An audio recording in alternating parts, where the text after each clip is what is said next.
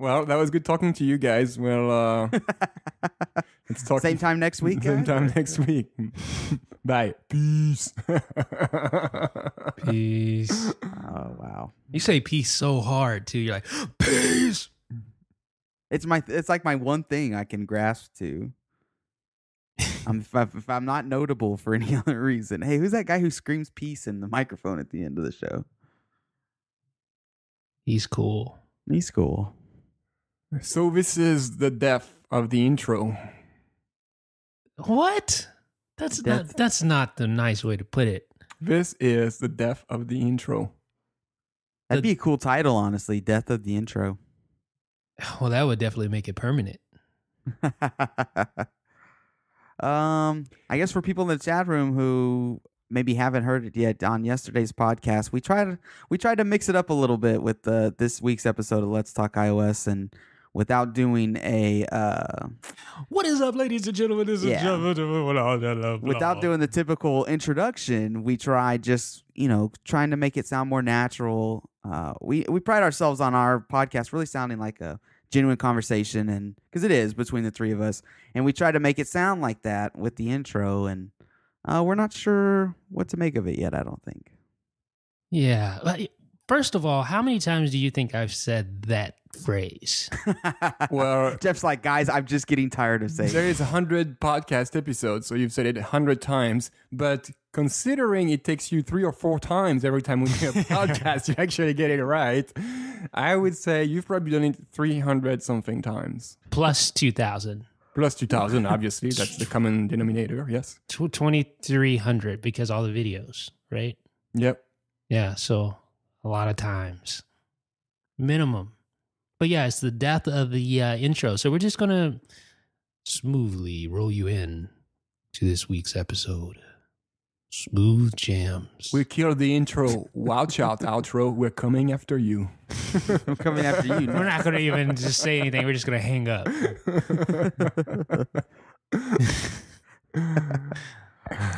But we do have a pretty, I won't say a packed show, but it's quite a few. Packed. It's packed. You think so? Yeah, you listed like 20 tweaks on here. Oh, sorry. So it's we have a lot to talk about. First of all, though, Saurik published his new novel on Reddit and his website. We have to talk about this post. I'm sure everybody's seen it by now. It's been talked about a lot over the last couple of days, and this is Saurik, the guy who runs Cydia. He wrote this very lengthy post as kind of in response to, I think, the latest so-called Cydia contender, right? We've seen a lot of these over the years where they say, I'm going to, this is my program, then it's going to compete with Cydia. It's going to act as a front face to repos. You'll be able to buy stuff.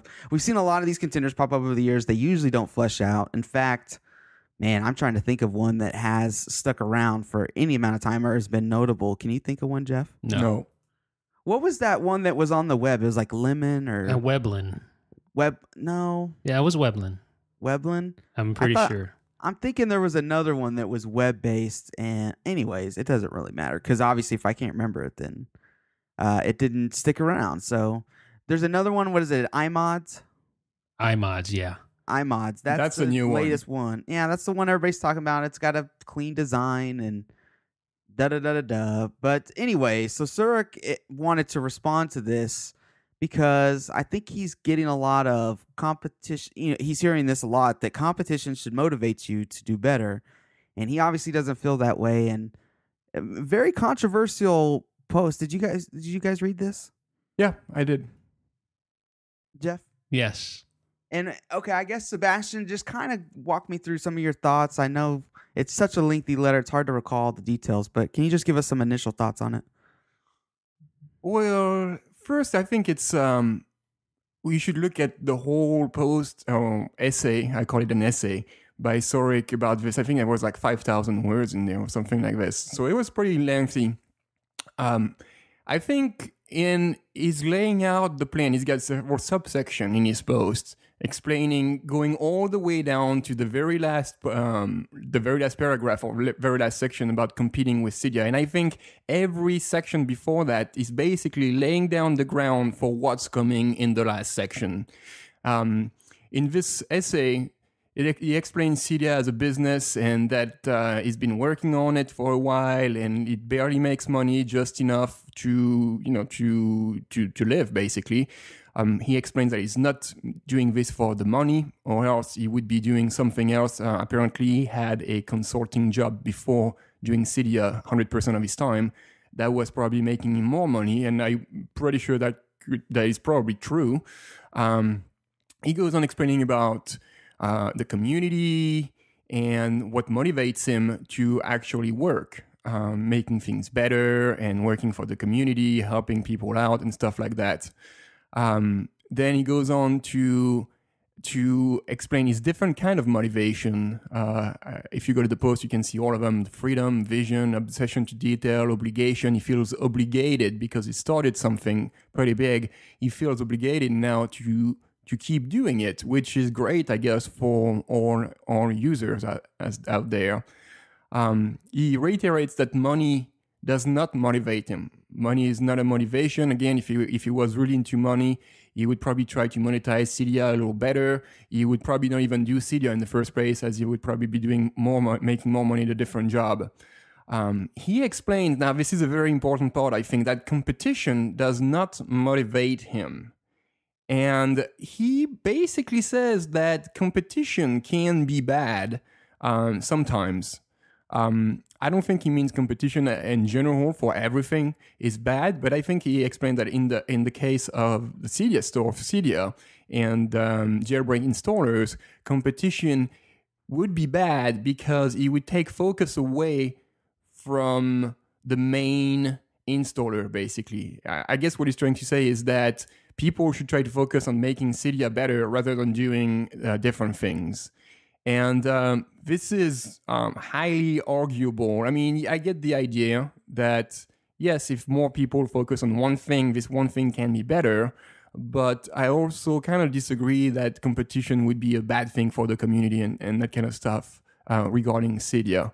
I think I'm not the only one disagreeing with that. Comex posted large comments on Reddit yesterday or a couple of days ago in reply to Saurik, and that was very lengthy comments and kind of went off topic a little bit, I think, but Comex was largely disagreeing with that. And so Saurik keeps going for a while about competition, that competition is not good, that again you should try to focus on working together rather than picking up fight with other people. And then in the end, this is, I think, to me, the most important part of this is really what shocked me the most in this thing, is Saurik pretty much saying, if anyone else is going to start working on his own Cydia competitor, I'm gonna step out and just leave the community. And I read this several times because I was like, I must have missed something in there. It probably doesn't come. That's probably not what he wanted to say. But as I read it a couple of times, I was like, that's exactly what he's saying. He's saying that if he gets competition, and I'm very paraphrasing very broadly here, that is not exactly verbatim what he said. But he's pretty much saying if he gets any kind of competition, he's going to walk away from Cydia, and the community will be left hanging there by themselves, hoping that the newcomers will be doing an equal or even better job than Saurik. And I thought that was a little, I don't know, one, it's alarming because, like we just depend on this guy basically. And two, I don't know, I'm not sure what kind of behavior that is, saying if I get any kind of competition, I'm gonna leave. And no matter what kind of reasons he have for that, which he laid before, saying I don't like competition stressing me out, which I totally agree with. It's much easier to not have any competition than have competition, because then you have to fight for better features and better product and eyeballs and all that kind of stuff. So So I understand what he's saying. I'm just saying that this is a very dramatic threat that he's kind of making, saying if there is competition, I'm out of this, and that's really what what struck me the most in all this open letter, really. It's kind of, if you read some of the initial stuff he talks about, it's almost kind of sad. You almost kind of feel bad for him. And I think Comex said something along those lines in his response on Reddit, because Saurik talks about being lonely, because there's, he went from a consulting firm where he worked with several people. Now it's just him and I think Britta, maybe one other person. But and they work remotely, so they work. Yeah, exactly. So I can totally sympathize for this, because I have this problem. We all do. Like, we work well. Yeah. Well, Jeff has his wife at home, but you and I, Cody, like, we are home alone all day, basically. Exactly. And so I know how he feels. Like, all this, like, open letter, I really hear what he's saying, and I feel for him, because I'm feeling the same things, really. Right. But then, like, as the letter progresses, I think the whole thing's really just worth reading. But to what Sebastian was saying, the end part is really what draws the gasp, right? You go, I had to read it a couple times myself, just to make sure I was reading what I was reading. And I've got a highlighted excerpt here that I'll read real quick to really just give you an idea. It says, with all this background, we now can hopefully understand what my response is to competition. I am not motivated. In fact, I tend to get stressed out and avoid the project in question. I instead work on other things that seem happier and fall back on obligation and pride to keep the project maintained. Maybe I'm just being egotistical here, but I think I add a lot of value to the jailbreak community. I'm not just a storefront. However, if you compete with me on the storefront, you not only indirectly affect my interest to keep working in the community, but you directly affect my ability to spend time doing so. And he goes on here and he says, you might think that all the things that I or Saurik IT contribute are givens, things you can rely on, and that I will maintain them even if you sap the fun of it and bleed away the funding. But I don't have to, won't want to, and wouldn't be able to afford to. Nor, to be clear, should anyone, user or developer, feel entitled to me doing so. So he's obviously very upset with the way things have gone down. And this is a very serious threat he's making, because he's right. He doesn't just maintain Cydia. He did the mobile substrate thing. I mean, he's responsible for a lot of aspects, a lot of moving parts there that he has his hand in. So if he were to, to just up and leave, there'd be a lot of pieces to pick up. And I don't know if there's any other one person in the jailbreak community, or out of it for that matter, that would be able to, or want to, basically take the baton from him and say, hey, I've got the rest of this. Pretty strong words in there. Or pretty strong message. Anyway, the words are not that strong, but the message is. I'm just thinking, okay, why now?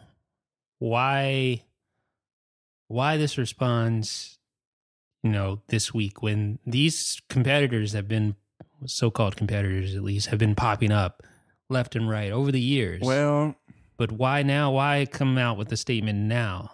What has changed? Well, I think there's been, and we've talked about that on Let's Talk iOS before, on Let's Talk Jailbreak before.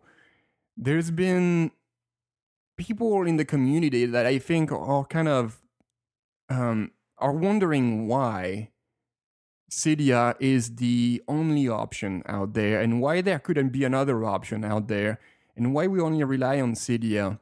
And basically, that's pretty much the only tool we can use to effortlessly install third-party tweaks on your iPhone or your iPad.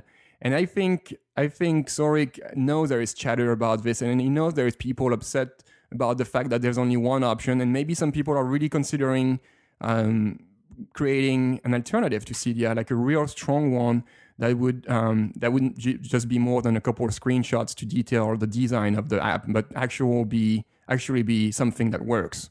And I think that's a message to all these people, and it's not rather the message to the iMods people, but I think it's rather a message to the people who think there could be or they should be something else out there rather than Cydia.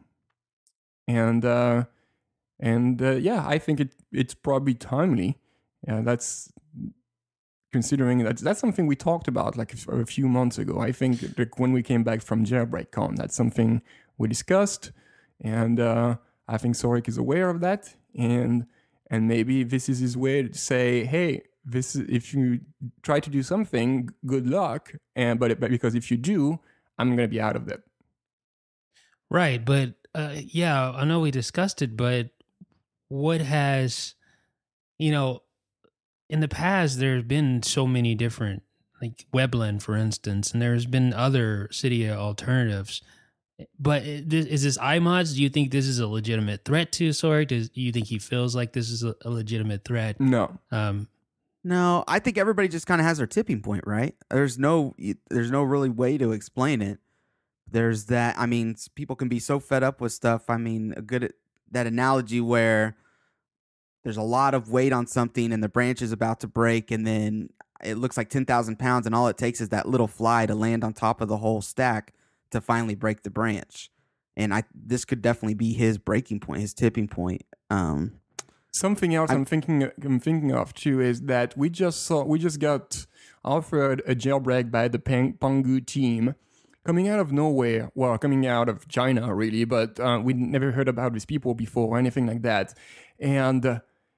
And it is my understanding that if you're in China, there are options to Cydia. You don't have to install Cydia. There are different installers available out there. So don't really quote me on this because I'm not 100% sure of that. But I've heard about this before. I don't have any Chinese connection or anything like that to really verify this information. So I don't know. But you guys out there might be more aware of that than me. So it is my understanding that there is installers in China that are not Cydia, and in view of the release of Pangu, maybe Saurik, and again I'm just trying to think out loud here. I'm not saying this is it, but maybe he's thinking, oh well, wait, there is a jailbreak coming out of nowhere. Never heard of these people before. They're able to release a jailbreak to the masses like this. What if they started, to take over my business, which is Cydia, by releasing their own installer. So and maybe that's a message for them too.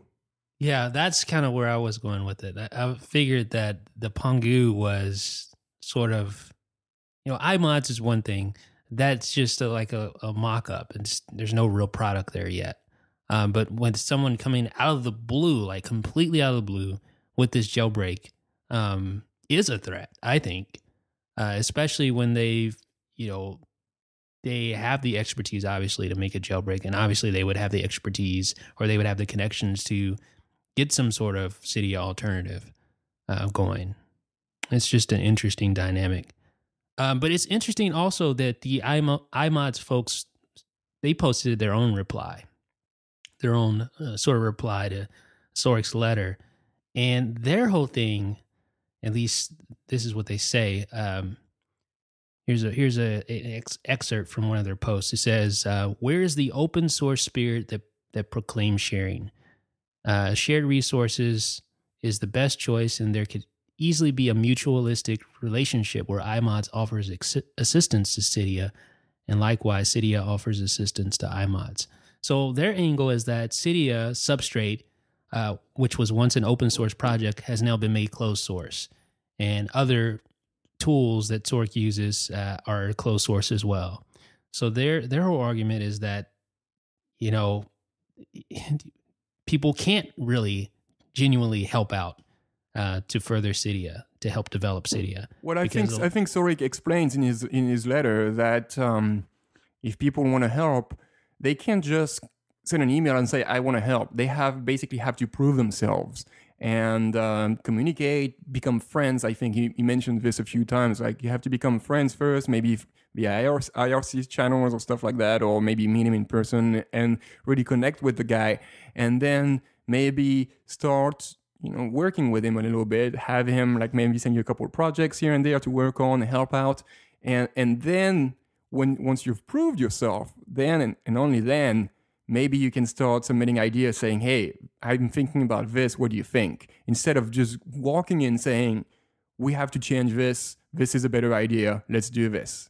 Right, but that's still not, that's not in the spirit of open source community. Like when you think open source, you think anyone can go out there and, go to GitHub or something like that and get the source code and start manipulating contributing it to how they want to, whatever they want to add to it, resubmit it, other people can download it and share it. That's the spirit of open source community. Yeah, but it hasn't have to be the spirit though. That's something I've been thinking the last couple of weeks. Like there always talks about the jailbreak community being underground and we all have to help each other and we have to be open and everything should be free and you can't have a different store because it's like getting into competition and it's exactly it's exactly what you don't want to accomplish by jailbreaking. I'm like, no, what I want to do with jailbreaking is really get tweaks. I don't care about competition. I mean, I don't care. There might be competition. It's good. And I don't think everything has to be open source. I mean, I agree. I mean, I'm just trying to take the, see from their point of view. Right. But I think that's from the understanding or from the assumption that because it's the jailbreaking community, which we can consider as underground, because it is kind of underground, then it should be like we should all work together to fight a common enemy, which would be Apple. That's really not the way I see it anymore. Like, yeah, it's a community. Yes, it's an underground community, and yes, it's nice to help each other, but we can't just all be friends. And I think that. How to say that? I think the main goal is not to fight Apple and be like one strong community. I think the one thing is to be able to do things that Apple doesn't allow you to do, and it might be from different groups of people, different group of individuals, and it doesn't make it any worse or any better if it's not a centralized effort. That's my take on it. So, an interesting aspect to all this that it hasn't really been talked about. I mean, Saurik brings up money a lot in the post, right?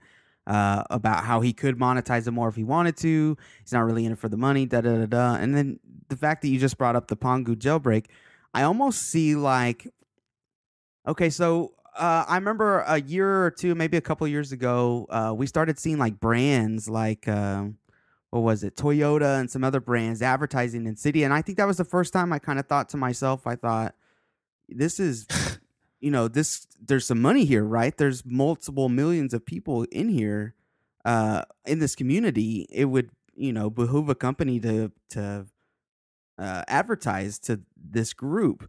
And, I kind of forgot about that. I didn't really, think too much about it. And then last fall happened with the Evasion 7, the iOS 7 jailbreak. And we heard about these big numbers, right? Some were rumored to be in the millions. And I wonder if that got a lot of people's attention. Like, wait a minute, there's a lot of money to be made here. And I wonder if that's what drew the Pongu folks in. And I wonder if that means that we're going to start seeing more of these rogue jailbreakers and people like that, because they realize there's money to be made here. And I, in turn, wonder if that's going to cause anybody to look at Saurik's operation and say, he's not making as much money as is here. He's not tapping the whole keg here. I bet we could do something and make a bunch of money. So I don't know. It's interesting. I really think that last fall is still having ripple effects.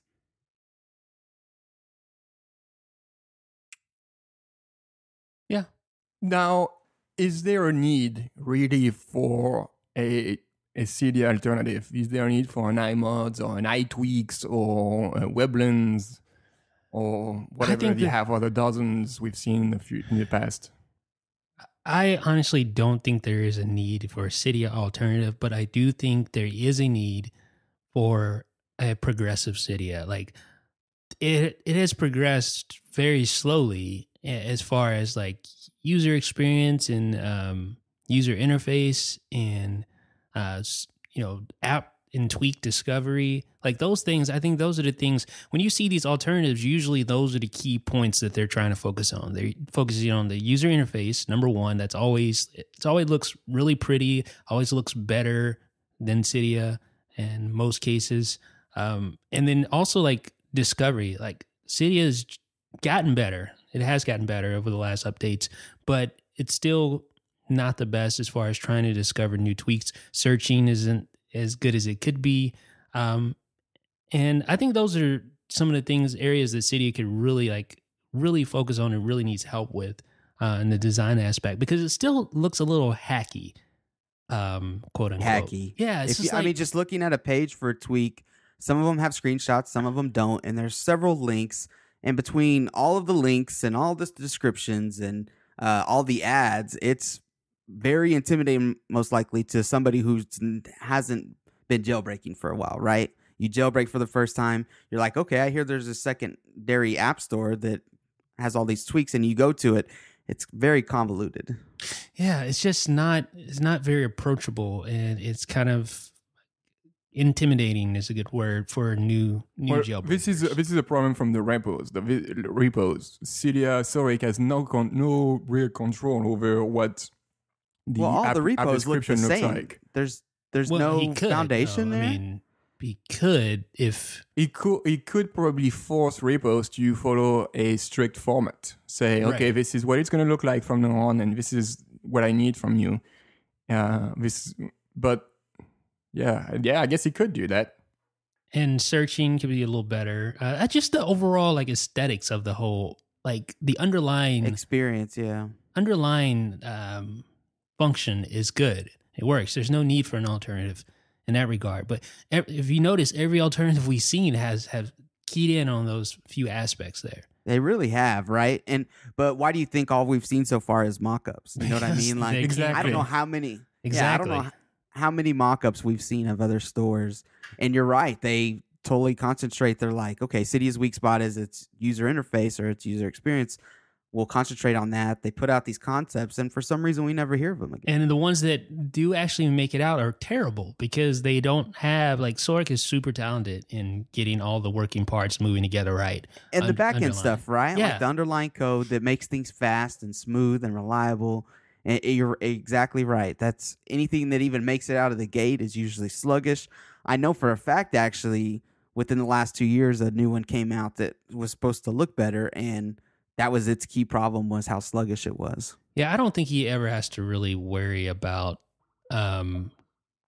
competition from if any competition is going to come his way where it could disrupt Cydia, it would be from the people who put out the jailbreak tool itself. Like a default install or something like that. That's the only thing I would worry about if I was him. Like if Pongu came bundled with iMods, and there's no easy way to get Cydia installed. Well, that would be a huge issue because that means all the people on 7.1.x have iMods default and they don't have Cydia. And then all of a sudden, all the traffic to Cydia just takes a nosedive. That would be a huge issue. But then again, you have Saurik and his, if people decide to do that, well, what's his reaction going to be? Well, it could be that he completely just kind of gives up. Walks away, yeah. And like he said, he's responsible for a lot of other stuff, not just Cydia. It's interesting that,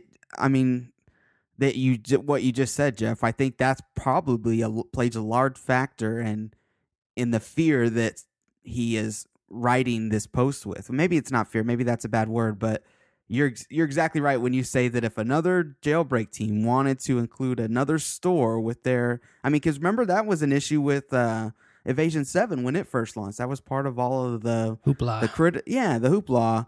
And if that happened again on a bigger scale and there was no easy way to get Cydia on your device, that would crush the store.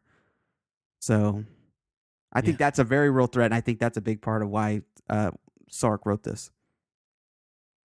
It was interesting to read Comics' comments, and he mentioned that he himself was looking for a little bit into building his own Cydia competitor, and he kind of lost focus. He said he's not the kind of guy who can focus on long-term projects. So he was looking into this, and I wasn't aware of that. Neither was I aware that Comics pissed off Saurik to the point that Saurik considered giving up Cydia altogether. I don't know if you guys saw the comment where Saurik said to Comics, actually, you are the only person in the years I've been doing this that made me consider giving it all up and stop whatever I'm doing. I was like, wow, I wasn't aware of that, but that's interesting. Like the jailbreak drama. Right. Yeah, so that's the kind of thing. That's probably gonna settle down, but I don't think the iMods thing is gonna get too far past a few markups and stuff like this. Every time I see someone who advertises screenshots and say I'm building something, this is what it looks like, I'm like, this is probably not someone who's building something, probably has more time to spend on actually building it than sharing the screenshots on Reddit and on Twitter and teasing really people. If you're really building something so big, you're probably busy building it and not showing it off around. I that's my take on it, but I could be wrong. I don't know. I never had the opportunity to build Cydia myself, so I don't know. It's interesting. PW5829 says, do you remember Black Rain? It used to let users choose between Cydia and Rock, and I do remember that. Remember that? Yep. So that was interesting. So, but of course, Rock got bought out by Saurik IT. Yeah.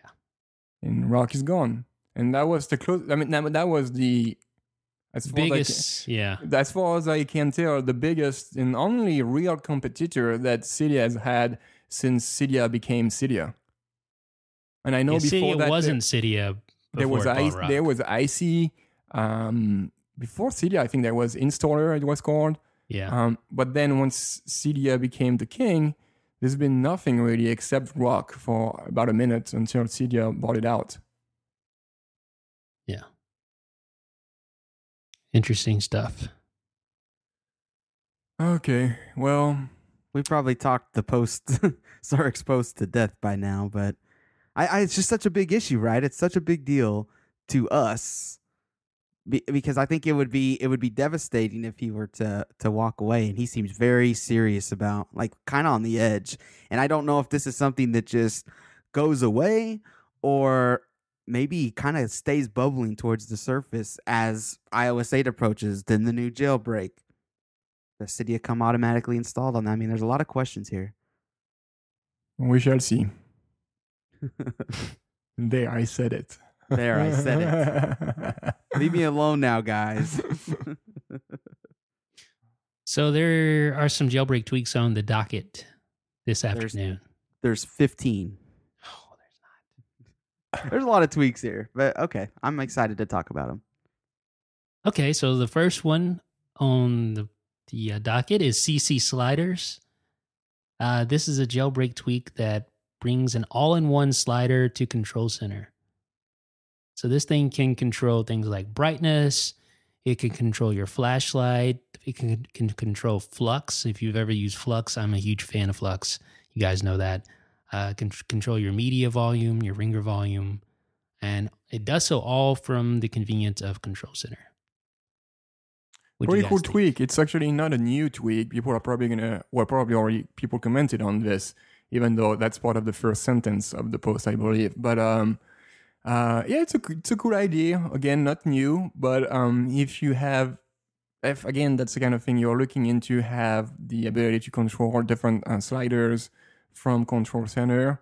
That's a pretty neat option. I like that it doesn't replicate several sliders, back to back or on top of each other. Basically, you just tap on the icon and it brings a different slider. So it doesn't use much more space in Control Center than it needs to. So this is pretty cool.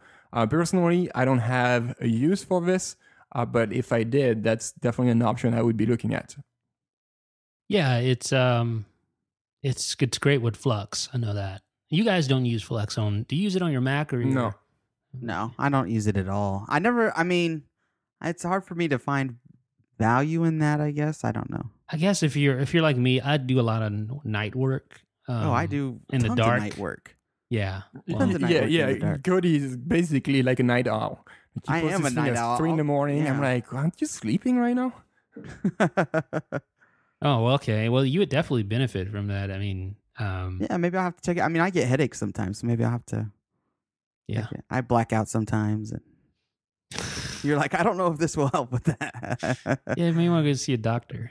Right. But no, just to throw my 2 cents in there, CC sliders, very cool. I like having sliders in the control center and being able to control brightness and things like that. What else does this work for? Volume, ringer volume, brightness, and then obviously the brightness of the flashlight. Yeah. So I don't know. Super cool. This one's not in actual Cydia though, is it? It's in a private repo somewhere. Yeah, it's in Jerry In's repo, cydia.jerryen.com. You add that to Cydia, and then you can install all his tweaks. He has quite a few out there that are pretty cool. So check it out. CC sliders. It sounds like a R&B group from the 70s. Yeah, I was gonna say it sounds like some kind of name or something. What else we have on the docket? We have Swipe Expander. This is actually something I looked at here. And this is a pretty interesting jailbreak tweak. Yeah, kind of crazy what this thing does. Yeah, and again, guess who it's from? Mr. Jerry. It's on his beta repo, the one we just mentioned. But this is a tweak that does quite a few things. It's like an alt keyboard alternatives, basically. So you guys remember alt keyboard? You can swipe up on the keyboard keys to insert alternate characters. Well, this does something similar. You can swipe up or down on keyboard keys to insert alternate characters. You can also assign specific actions to the swipe gestures on each character. For instance, like select all, cut, copy, paste, undo, redo, delete, dismiss, autocorrect, etc. Or you can just say, hey, I want you to insert this text when I swipe up on the M key. So if I swipe up on M, or how about this? If I swipe up on D, I insert the word deals. That will be what Cody would use. In fact, actually, he would just have all the keys. They would all be set to deals. Right. So you just swipe up. F, G. So you swipe up on any key and insert the word deals. This is a pretty cool tweak. Not as polished, not nearly as polished as alt keyboard, but it's nice and it's free. Free? Free? Free? Right, my ears perk up. Did you say free? All of a sudden you hear a door open and slam. Cody runs out the door. Where's Cody going? You can't buy this at Best Buy, Cody. Right. So yeah, check that out. Swipe Expander. Pop Search is next. Pop Search. Pop Search. It is a tweak that works with Action Menu. Now, Ryan Patrick obviously created Action Menu many, many moons ago. This is one of my favorite tweaks. It's a staple. It basically modifies or adds different options to the copy and paste menu in iOS. What Pop Search allows you to do is to highlight any word that you've typed, or highlight a word on a website or anything like that. Select it, and then hit the little search plus button that appears in your copy and paste menu. And then this little pop-up appears with 4 different search engines. You have Google, Bing, Wikipedia, and Amazon. And then you just tap on any of those search engines. It'll open up a sheet on top of whatever app you're in right now, and it will allow you to search those particular sites. Not a huge fan of this, just because, number one, Amazon is all in Chinese. So if you want to search Amazon, or for some reason I love searching Amazon in Chinese. That's my favorite. I do too. That's my favorite pastime. That's what I do every weekend. Right? You pour a little glass of red wine and It is put acquired. some Marvin Gaye on and just, yeah. Yeah. But it's useful for like Google and Wikipedia. Sort of. Because like you get the sheet that pops up, right? But there's nothing you can do from there. It's like, okay, yes, you can continue linking and tapping links, but you can't go backwards. You can't go forward. You can't push whatever content's on your screen to Safari or Chrome. You're pretty much just stuck there. So that's kind of a downside. There's no URL bar or anything like that. So it's pretty much just for quick searches, and that's it. Yeah, I mean, that would be helpful, but I mean, especially for Wikipedia, you just want to do a quick search. Yeah. You highlight, maybe you're reading something about Tom Cruise and you highlight Tom Cruise and you want to learn more about him and his great life. Whoa. Okay. That was weird. Yeah, that was awkward. Yeah, so at the bottom, speaking of awkward, there is this little advertisement that appears at the bottom of each website that pops up. So that takes some of the real estate away, and it's pretty annoying as well. So pop But search. That's what makes it a free tweak, right? Yeah, it's free. So I there would you be interested to know these tweaks that have ads like that. I wonder what kind of money they make. probably not much. Probably I not know. much, but We have no idea, right? No. I mean, there's nothing to gauge it by. We don't even know how much paid tweaks bring in, right? And that's another thing I wish Cydia had. Like, it was better at telling you how many. I know there's some ways that you can tell downloads from the repos and stuff like that, but it just would be better if there was like a top chart section, stuff like that. Top chart section would be awesome, just It like the App would. Store. Just like the App Store, top paid, top free, maybe even top grossing would be cool to see, but definitely the first two. Yeah. the top awesome, Top awesome, Top IDB. the top. best lock screen tweaks with purple in them. and metal. The top 10 themes you can't believe existed. Now we're turning into BuzzFeed lists. Yeah. The top 17 lock screen themes you can't believe exist. Top 7 spider jokes. Oh my God, you won't believe these top tweaks. You won't believe what this control center tweak does. Oh man. That's fun to do. That's Yeah, it really is, fun it to is. parody BuzzFeed. All right, let's take a sponsor break. Yes. This episode of Let's Talk Jailbreak is brought to you by Hired.com. Use Hired.com/jailbreak podcast to get 5 to 15 jobs offered in San Francisco, New York, and Los Angeles, and also get a double signing bonus of $4,000 when you accept a job by using the Hired.com/jailbreak podcast URL. So, Hire.com, pretty simple. You have some skills that you think are valuable to a tech company, whether it is you're a developer or if maybe you're a designer or something like this. You can go to Hire.com and sign up and create a profile for free. There's no cost involved whatsoever for you. You can sign. So you sign up, you create your profile, and you explain who you are and what you do and stuff like that. And instead of you looking for a job, it's actually companies, tech companies, browsing the profiles out there and making you an offer. So the job search process becomes much easier because basically if you have some valuable skills that company would be interested in, these companies are going to come after you versus you sending tons of resumes and stuff like that to get noticed. So it's a different approach to job hunting, and it's one that's been used by a ton of different tech companies that you guys probably know, like Twitter and Whisper and Birchbox and probably hundreds of other tech companies out there. If you're looking for a job, if you're not looking for a job, but if you know someone who is, you can refer them to Hire.com and get a $1,337. I can't even read. $1,337 bonus when they accept the job. So that's pretty cool. If you know someone, I see that IH Snow is in the chat room right now. So maybe you can refer him and maybe he gets a job at Twitter. And maybe if you accept the job, you're going to get a bonus. He gets a bonus. We don't get a bonus, but we're happy because IH Snow get a job and you get a bonus. We don't get a bonus? No, we don't. We don't get a bonus. Because I called I Hate Snow like a while back. I called him. I called dibs. But I guess if we're not going to get a bonus, anybody else can have him. So if you want to take advantage of this offer, you can go to hired.com/jailbreak podcast. Make sure you use this URL so that they can track it's coming from us.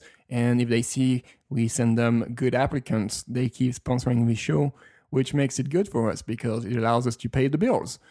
So again, use hire.com/jailbreak podcast to get 5 to 15 job offers in San Francisco, New York, or LA, and get a chance to double the signing bonus of $4,000 when you accept a job by using the hired.com/jailbreak podcast URL. So thank you, Jailbreak. Thank you, hire.com, for sponsoring this episode. Thank you, Jailbreak. Yeah. So what's next on the docket here? Well, I feel like we just skipped right over fully masked passwords. Yeah, we did. Oh, we did? Oh. Yeah. I'm sorry, fully masked passwords. That's actually a really good tweak. It's a tweak that, when you type in a password on iOS and that last character that you type in reveals itself just a little for a second of time, you get that last character in there and it tells you what it is. Well, that's helpful, right? Because it helps you to know that you indeed typed in the right password. You indeed typed in the right character of your password. But not everyone likes that. Everyone doesn't feel like that's totally secure. Like technically, if someone was leaning over your shoulder and looked at you type your password in, they would be able to tell just by looking at the password input field because it shows each character that you type in one by one. Well, this eliminates that. It makes all the characters masked from start to finish as you type your password in. So that's it. Does that make sense? Yes, it does. It just hides the last character that you type. Yes. Yes, it does. Pretty simple, but I guess if you're super paranoid, you have like your tinfoil hat on and you feel like the NSA has a satellite camera aimed right over your shoulder. Of course they do. And you're just like, man, they're going to see my password. They're going to see that letter and put it all together. So, yeah, I just feel like, okay, that's one thing, but then you have to deal with the whole, like the keyboard shows you what you're typing as well. So right. So then you need a tweak that blacks out your keyboard. So you can't see what you're typing. Yeah, I really use that last letter to make sure I'm entering words correctly. For some reason, I haven't been able to type as accurately on, I think, iOS 7 Plus keyboards versus older keyboards. And so I'm constantly mishitting letters. And I use that to make sure I'm not doing that. Who am I kidding? I use 1Password for everything. Yeah. I copy paste out of 1Password. All right. Well, let's go on to our next tweet. By the way, Fully Masked Passwords is absolutely free. Free and Big Boss. Yep. Tap to Snap is our next item on the docket today, and this is a tweak that brings you LG G3-like functionality for the camera. It allows you to tap right on the viewfinder and take a photo. Yeah, it's kind of interesting, right? Cody, you're muting. You're like, I'm doing what? Yeah. It's kind of. No, that was actually just me trying to put words together. Oh, really? For this upcoming sentence. I thought it was your mute. Okay. My chin's just hitting the mute button off and on. No, what I was just gonna say is I like that. That's one of something else I like about the jailbreak community is if there are other features on other phones, you can incorporate them, right? Like just something just this simple. Maybe somebody finds out really convenient on the LG 3. All it takes is installing this free tweak here, and you got the functionality on your iPhone. Yeah. Yeah. Not a huge fan of the fact that it like interferes with your focusing. Right. I use that part of it a lot. I use tap to focus all the time. So you end up with like 50 photos and you're trying to get the right focus, and that's kind of annoying. But other than that, it's cool. Will this work with what is it called? Burst? You know how when you hold down the shutter button, as it is, it'll do burst mode. Burst mode? Take a bunch of pictures. Yeah. Will this support that, Jeff? Did you try that? Just by tapping and holding? Yeah, on just the tap and viewfinder? hold. Yeah. I don't believe so, no. Oh, okay. Yeah. Well, it takes away that functionality too. No, but this is like tapping on the actual viewfinder. Right. So you can't tap to focus and you can't do burst mode. I'm confused. What would burst mode have to do with tap? Okay, so like right now on my iPhone 5S, without touching in the settings, I hold my finger down on the actual shutter button, right? The little circle with the thing in it. I hold my finger down and it takes a million pictures, like right. until I release my finger. Yes. Okay. I was wondering if that transfers with this tweak to the whole display. If I hold my finger down on the whole display, is it going to take a whole bunch of pictures? I don't believe so. Okay, so no, because I'm if back you tap to my and hold, statement of if you tap and hold, that brings in the locking feature, the auto exposure, right. the autofocus lock.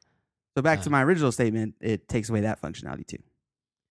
But it never existed. It does with the capture button. Yeah, but that okay. Sebastian, you're kind of quiet. You don't care about this tweak at all? No. No. Sorry. It's Sorry. just like the worst tweak ever. He's eating Chinese chicken right now. Yeah, I'm checking Amazon in Chinese right now. Okay, so another cool tweak was OneThumb. I just like the name of that. Sounds cool, doesn't it? OneThumb. But this is a thumbs up, thumbs down tweak for Spotify, Pandora, and iTunes Radio combined. And it does so using an activator gesture that you can assign to thumbs up or thumbs down. So basically, you could start listening to Spotify, thumb up a song using activator. You could close Spotify, open up Pandora, use the same activator gesture to thumbs down a song, and then do the same thing again in iTunes Radio, all from the same activator gesture. Wow. The crickets are out tonight. Well, I saw this tweak in Cydia and I was pretty excited until I figured out that it didn't work the way I was excited about. And I talked to you about that, Jeff, a little bit. I asked you if it was doing things and you confirmed it wasn't. To me, if I'm listening to Spotify or Pandora, I don't want to set up an activator gesture. I don't want to double tap on the status bar or something to like the song, to give it a thumb up. What I would like, and as I was explaining Jeff, what I need my thumb up the most is really on the lock screen. Because if I'm on the home screen, I can just launch the Spotify app and like it from right there. But most of the time, Spotify is running, my iPhone is locked, the screen is black. But what I want to do is quickly like the song or not like it. And what I would like it to do, actually, is to bring the thumbs up or thumbs down to the lock screen. And just, you have your controls for play, pause, and next song, previous song, and maybe have like a thumb up and a thumb down in between, and let me do this from there. That's really what I think would be the best. And you can even incorporate this with Control Center. You could have something in Control Center that can do this. Yeah, I think so. Now that you mention it, it almost seems like there was. Well, we discussed this. There was, but that was an old tweak. I mean for Control Center. Oh, for Control Center? Yeah. I was thinking I saw one too. Almost seems like there was now that you mentioned it. But I could be wrong. Anyone in the chat room know? But really, I'm thinking actually, I'm going to email this guy and ask him if he wants to put this thing on the lock screen. That's where it makes the most sense to me. And maybe it's just me. But yeah, like Thomas Jefferson in the chat room says, iTunes Radio has that. They do it slightly different. iTunes Radio, they put a little star on it, and so it's a two tap process. You have to tap the star, and then I believe you have to tap what you want to do. You can like the song or make a radio station out of it. So it's still not. I mean, it's good. It's still not exactly what I'm envisioning here. I'm really thinking a thumb up, a thumb down. And that's it. CC Pandora Thumbs says someone, I can't read the name because it's in a weird font. Merman. Oh, it's a merman. Merman 123. I never met. What is that from Zoolander? Merman. But yes, on iTunes Radio, you can do it from the lock screen. I just actually checked like 2 minutes ago before getting on this tweak. You can do it. Yeah. iTunes Radio removes the previous song button, so you can't go back to the previous song. So they remove it and replace it with a little star. And that's kind of a good idea. I don't think you can you, when you're streaming Pandora Radio or Spotify, can you go back to the previous song? You can't, right? No. When it's a radio, when it's a station, Nope. again. Yeah. So here you go. You can do the same. You could do the same thing as iTunes Radio does. Yeah. Well, if someone is listening wants to make this happen, I'll definitely pay 99 cents for this. I will, especially if it's compatible with just make sure iPad. you credit me. Yeah, just make sure you call it Sebastian's faves. Don't misspell my name though. Sebastian with Tien, not Tian. Anyway, what's next on the docket? Well, that one's free in the Big Boss repo. Yeah. I don't know if we said that or not. But next is Vestigo, and I'm anxious to hear Jeff talk about this one. This is an awesome. No, I'm not going to overhype it, but it really is a good jailbreak tweak. It is very well designed. It is a Wi-Fi manager for iOS, and it basically allows you to manage your Wi-Fi networks from anywhere. You can be in an app, you can be at the home screen. It's just a really nice looking, well-designed jailbreak tweak. You do so using an activator gesture that you assign, which is, most tweaks these days you use activator to be invoked or to use to activate them. Right. So once you set it up, you invoke the Vestigo, the Wi-Fi manager pops up in this nice little well-designed window, and it allows you to do things like disable, enable Wi-Fi. That's basic stuff, right? But you can also connect to different Wi-Fi accounts or addresses or SSIDs, networks. Yeah. You can get information about that particular Wi-Fi network. You can dismiss the Wi-Fi network. You can get some really advanced details about your Wi-Fi network, like, I don't know, like signal to noise ratio and just really super in-depth stuff about the network you're connected to. And you can do all this for $1.59 on ModMyi repo. And I just thought, of all the things that we just talked about, the oddest thing about this post was that it's $1.59. Which is just something you don't really see in Cydia. No, you don't see weird digits like this. I didn't even know you could do digits like this. When I first saw this tweak, the first person I thought of was Sebastian. I was like, this would make it really easy for him to switch over to his neighbor's Wi-Fi. That's funny. I also liked how Jeff described this. I think it's like in the last paragraph or the last line of your post. You're like, Vestigo is practical, useful, and it's fun to use. I was like, really, Jeff? You just have a good time switching Wi-Fi networks? I thought it was fun. I mean, it's just the way it pops up and the way it appears right there, the design of it. It has like a little pointer, like a little comic. The little comic books where they point to you, the person who's talking, right? The little circle thing. It's sort of like that, but it points to the Wi-Fi icon in the status bar. It's just kind of cool. Yeah. Way it's designed. So Vestigo, go get it. Highly worth it. Yeah. Cool name too, actually. This is one of those names that's short, simple, memorable. Do you know what Vestigo means in Chinese? No, I'm not super fluent in Chinese. Spider joke. Oh my God. Just kidding. God, that was terrible. Why would you even try to work that in?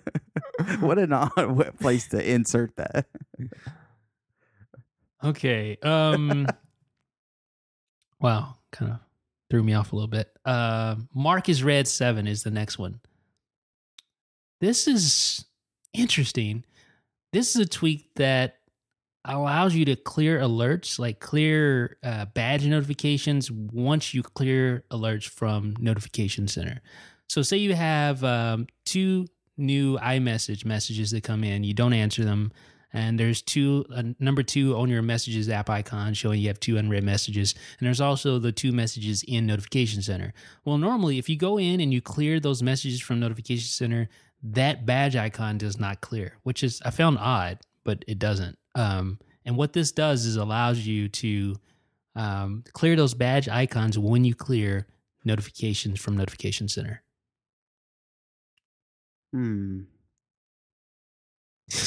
Again, I love the wording in this post. Are persistent app badge notifications getting you down? You ever just wish they'd just go away after clearing alerts from Notification Center?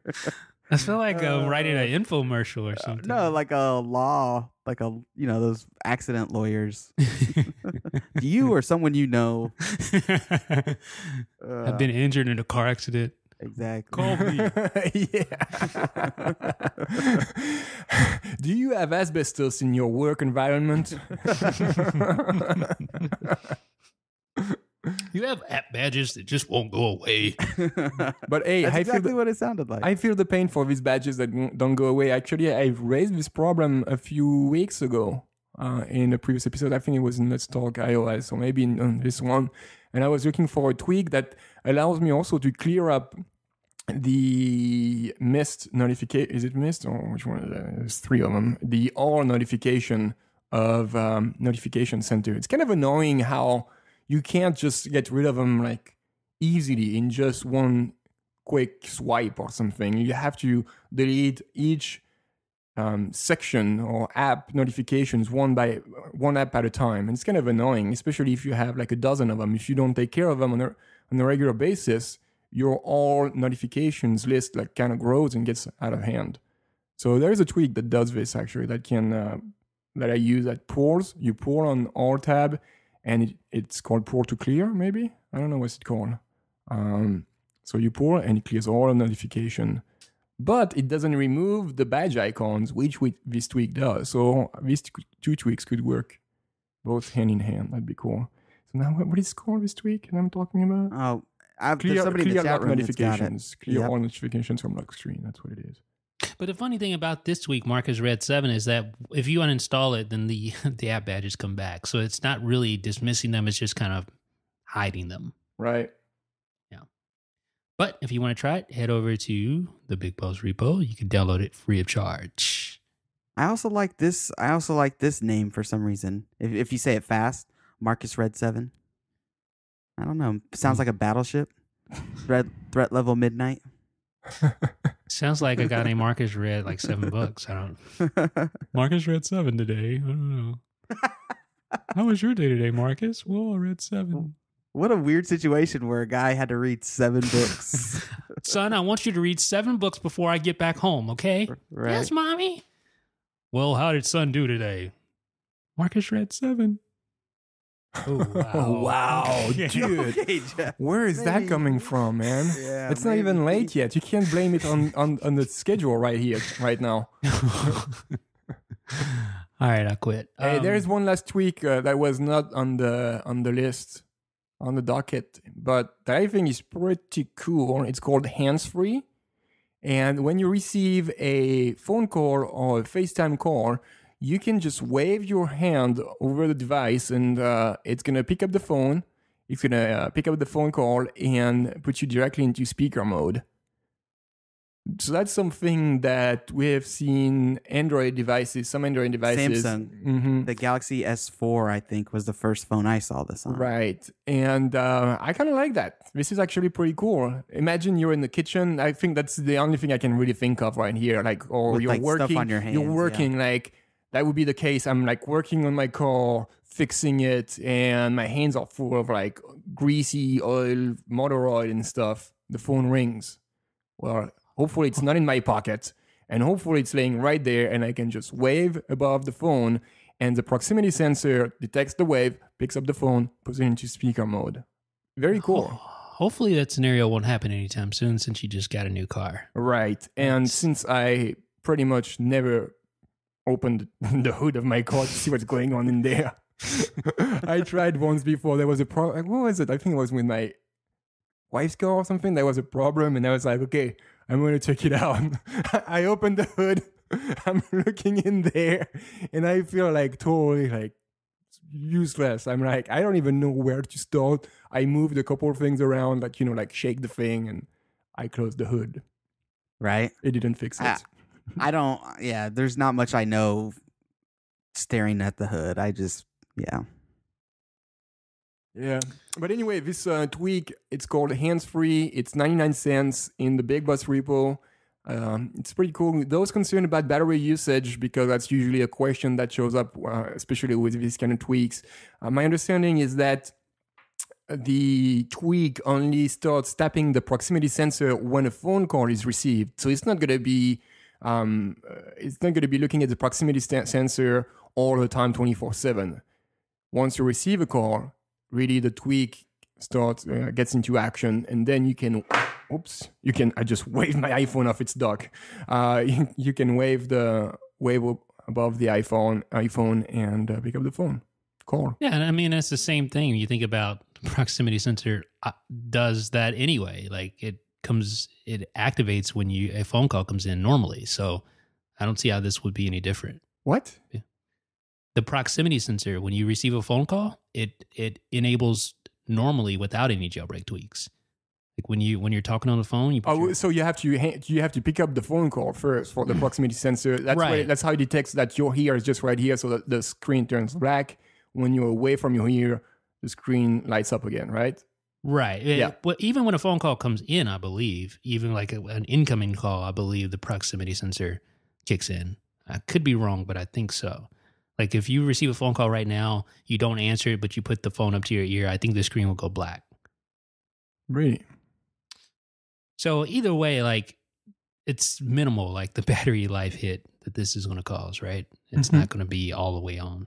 And I think, by the way, you can tweak the settings of this tweak because there might be concerns that the phone would pick up the call if you have the phone in your pocket, for example, and the proximity sensor detects that something just moved an inch away from the sensor. It might think that you're actually waving. When you're not, we're just pulling the phone out of your pocket. So there's a few settings that you can tweak for this tweak to make it work properly. You can do several waves. You can have one wave or two waves and stuff like that. So it's pretty cool. Check it out. And I believe this wraps it up. Yep. Oh, I thought I lost you. Did we lose Cody? No, he's too busy slapping me around with a large trout. I was on. He was on mute. He was on mute. Oh man, I was like, yeah, I totally think I said some stuff too, and I was like, why did they just breeze over what I said? Oh, forget that guy. Oh, with a bit, you slapped me with a spider. I didn't know you could do that. With a spider about to jump out of the window due to the. Wow, Jeff, you took this to a whole new level. You guys. Okay. Oh, what were you gonna say, Jeff? I was just going to say, I like the idea of hands-free. It seems pretty convenient. Especially, I'm thinking about my wife. She cooks pretty much every day. Like she bakes and does all sorts of things like that. And she's always like wishing that there's an easier way to answer her phone. So I think this could appeal, even just like non-jailbreak, if Apple had an option to enable this mode, it would be helpful to a lot of people. I don't think they ever would because it seems kind of gimmicky, but who knows, maybe. We shall see. I thought I was not going to be able to place another one before the end. So I'm glad I did. But you managed to work it in there. Mm-hmm. Yep. So this is the time where we open it up for questions. So if you guys listening in the chat room right now, if you have any crazy hard-hitting questions or simple goofy questions, feel free to ask us. I do notice that somebody keeps saying you guys should talk about themes. You know what I've noticed? I just don't think they're that popular anymore. I think themes for a long time were the answer to Apple not changing the design of iOS for several years. And the fact that that happened with iOS 7, I don't know if they're less popular. I don't have any numbers to support that. But I know for myself, I don't look to them as nearly as much as I did. Is that the same with you guys? You think the refresh? Yes, I think so. The skeuomorphism was terrible to me, and anything that made it less that, except for like there was that one by Schernix. That one icon. That was a good one, but that was like It was like the extreme of the scale, right? It was way, way, way to the left. But I definitely prefer like flat themes and simple stuff. And I think iOS has scratched that itch. iOS 7. And I know Sebastian uses a couple. I do use, I bounce around between Iris and Icon and things like that. But for the most part now, I just don't have this driving need to retheme my phone as I did with like iOS 5 and especially iOS 6. I felt at that point it was getting so long in the tooth and I really couldn't stand it from a visual standpoint anymore. So that's when I looked at themes. I don't do that much anymore. I can hear my baby crying downstairs. I think it's time for me to go feed him. He hasn't had food in a day now. I'm not serious. I'm just kidding. Don't send CPS to me. He's in a dark room and he's been there by himself for days. No, he's Wow, not. Sebastian. No, you said that. Don't say wow, Sebastian. You're the one who made this up. dude. Wow, Sebastian. That escalated quickly. That's a good question for you, Jeff, here. From Thomas Jefferson. What tweaks do you hate reviewing but feel an obligation to? Say the one Sebastian sends me. Sometimes you do send me tweaks. I'm like, oh. Dude, I said, no. I send you tweaks that I think are cool, and usually they're cool. Like the swipe expander, I send that to you, and you like it. I know, I do. Right? I like a lot of them that you Okay. send me, but every now and then there is one that I'm like, no, this is so stupid. And it usually is. Doesn't happen often, though. Mm-hmm. But, like, I think, I'm trying to think if there's a tweak that comes out every cycle that I have to review that I hate reviewing. It's probably one that I haven't reviewed. Lock info would be it. Yeah, that would be it. Like, I have an obligation. I feel so bad because I've never reviewed lock info like super in depth. But the idea of doing that is like nails on a chalkboard to me. I don't know why. Okay. Just you don't like the functionality, or It's just too much work. Say it. No, it's not too much work because It's a huge tweak, and it's a mess of a tweak too. Well, think about like full like guides on like Safari and stuff. That's way more work than lock info.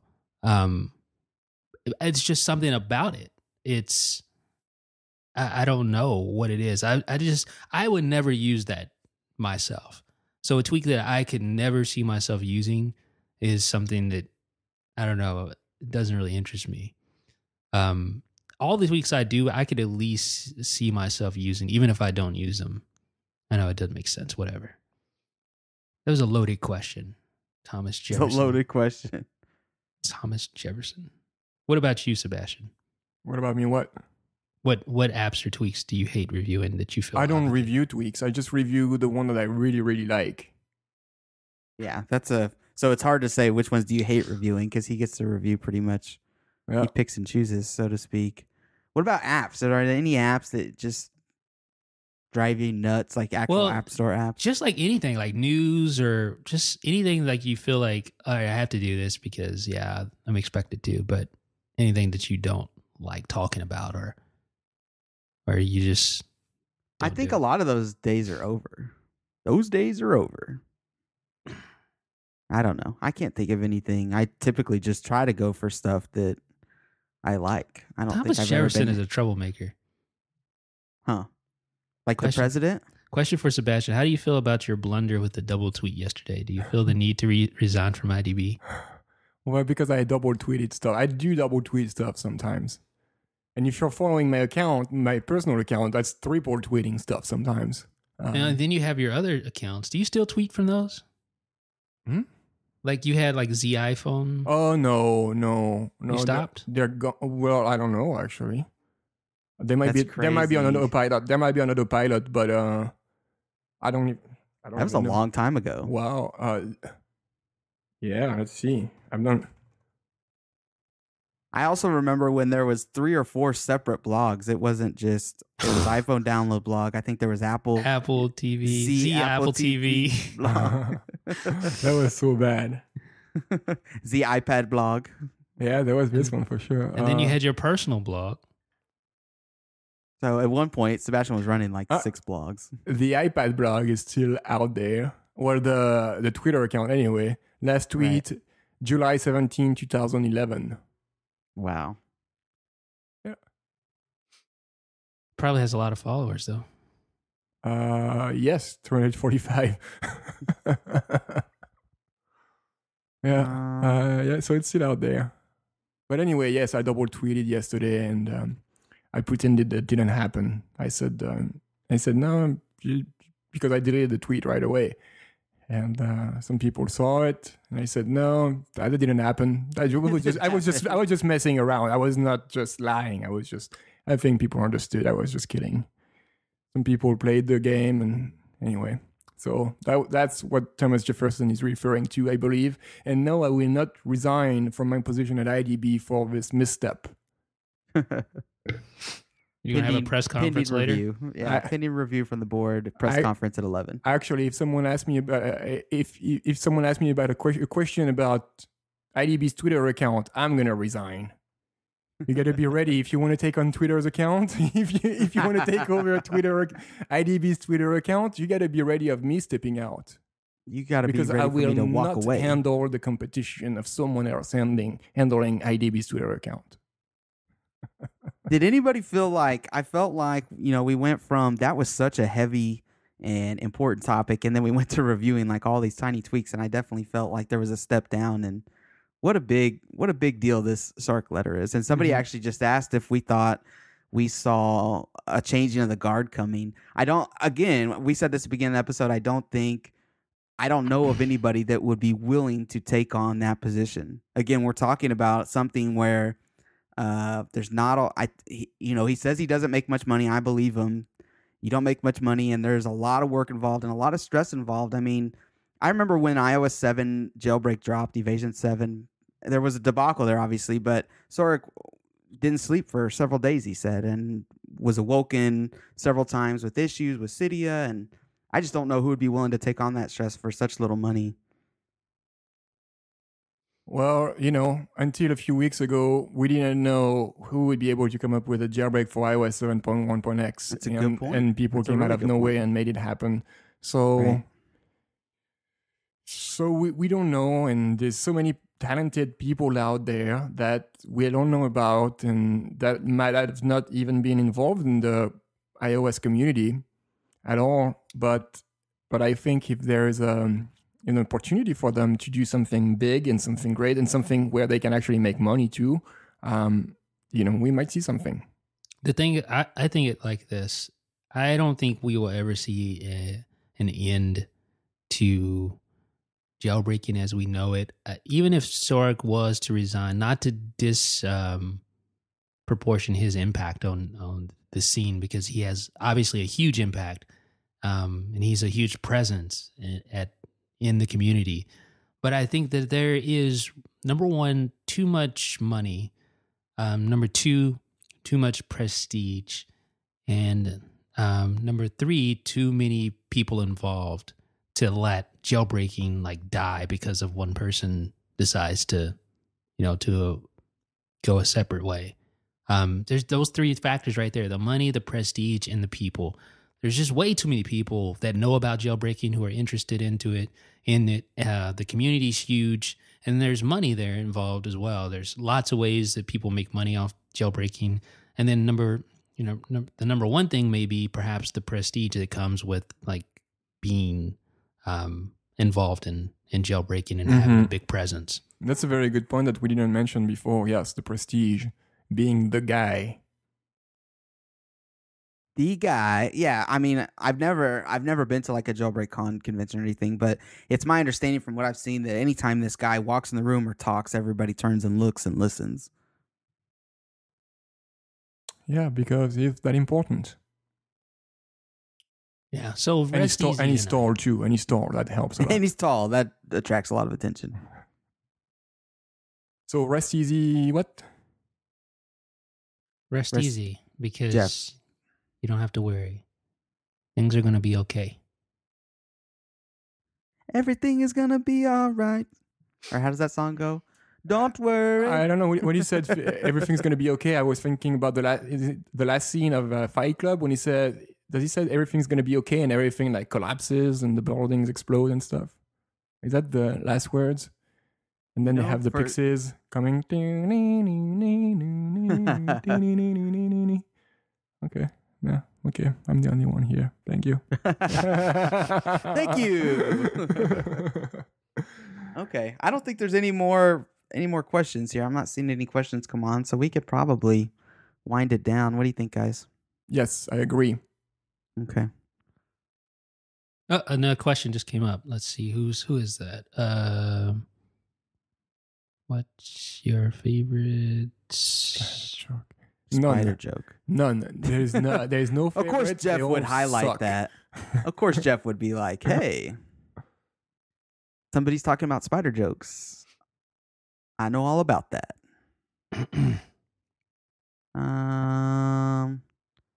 Okay. I think that about wraps it up.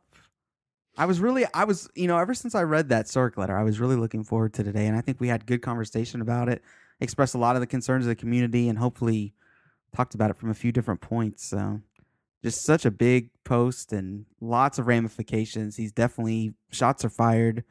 Hopefully, maybe it's just him just being up, things will boil over. Or no, that's bad. Hopefully things will just smooth over the next few days. But Simmer down. There you go. I like that one better. Yeah. Okay, guys. Well, thank you for joining. And thank you for listening in, all the folks on the live show. Thanks for listening. And all the people in the chat room, thanks for typing. And had a good time. And thanks to Hired too, right? Absolutely. Yes. Yes. This episode was brought to you by Hired.com. You can use hired.com/jailbreak podcast to get 5 to 15 job offers in San Francisco, New York, and Los Angeles, and also get a double signing bonus of $4,000 when you accept a job by using the hired.com/jailbreak podcast URL. So thank you very much, everyone, for listening. Thank you, Jailbreak Podcast, for helping us out and sponsoring Let's Talk Jailbreak. We're already looking forward to meeting together next week and talk about our favorite jailbreak topics. Yes, we'll be here. Bye, everyone. See ya. Peace.